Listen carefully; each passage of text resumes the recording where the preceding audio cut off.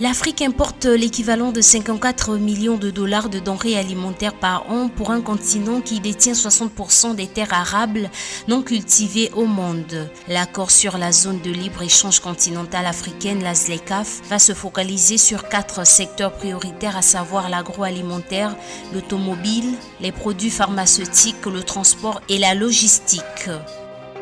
Le Fonds monétaire international FMI a approuvé un décaissement à hauteur de 203,3 millions de dollars en faveur de la République démocratique du Congo pour préserver la viabilité budgétaire et la stabilité macroéconomique, soutenue par une politique monétaire plus restrictive afin de réduire les pressions inflationnistes.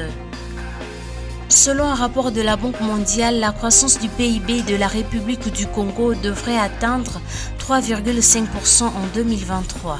La croissance du Congo s'est redressée pour atteindre 1,5% du produit intérieur brut en 2022 et elle devrait s'accélérer en 2023 grâce à l'augmentation des investissements, indique le rapport.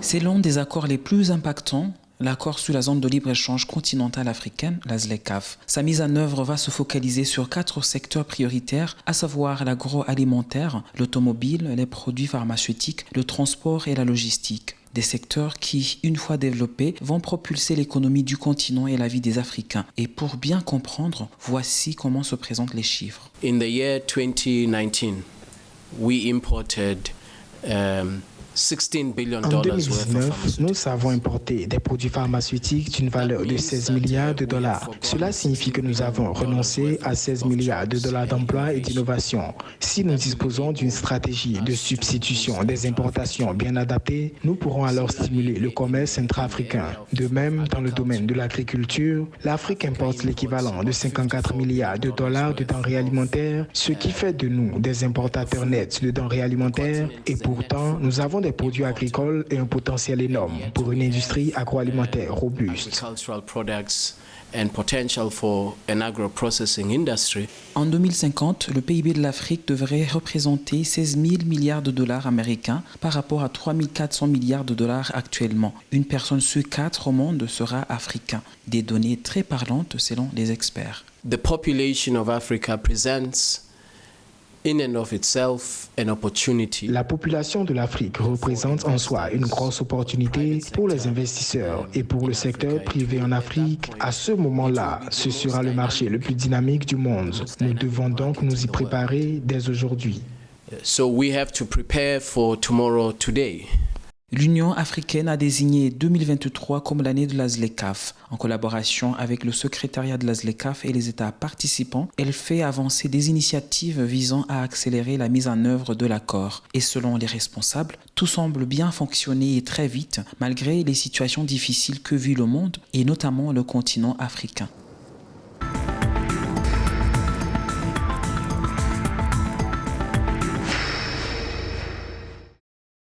Accord de financement entre le Fonds monétaire international FMI et la République démocratique du Congo RDC.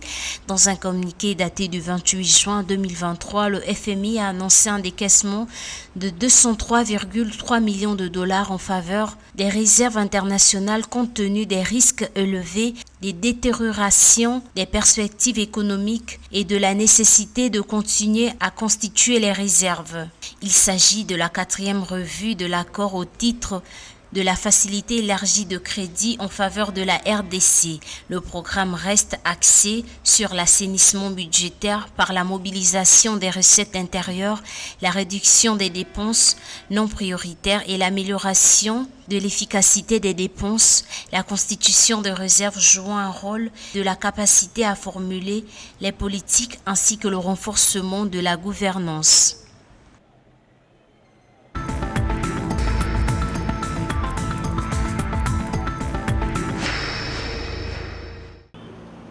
En République du Congo, une croissance du PIB est attendue à 3,5% en 2023. Un récent rapport de la Banque mondiale révèle cette information. La croissance du Congo s'est redressée pour atteindre 1,5% du produit intérieur brut en 2022 et elle devrait s'accélérer à 3,5% en 2023 grâce à l'augmentation des investissements selon le rapport. L'inflation a été contenue, mais la hausse des prix des denrées alimentaires accroît les difficultés socio-économiques, note le rapport estimant à 56% le taux de population souffrant d'une insécurité alimentaire dans le pays.